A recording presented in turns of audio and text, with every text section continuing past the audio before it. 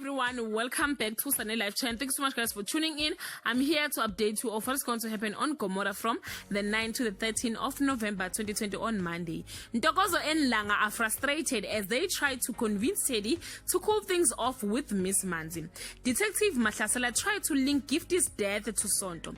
Miss Manzi and Teddy grow even closer.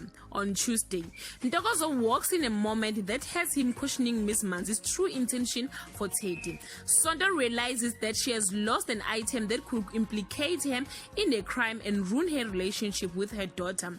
On Wednesday, Tati has to jump through hoops as she tried to dig up more information on her investigation of Sonto.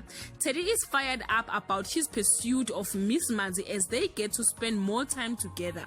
On Thursday, Detective Mahlasela's mission to expose Sonto has him trying to undo her relationship with her closest ally. Teddy hits the jackpot in his love life on Friday.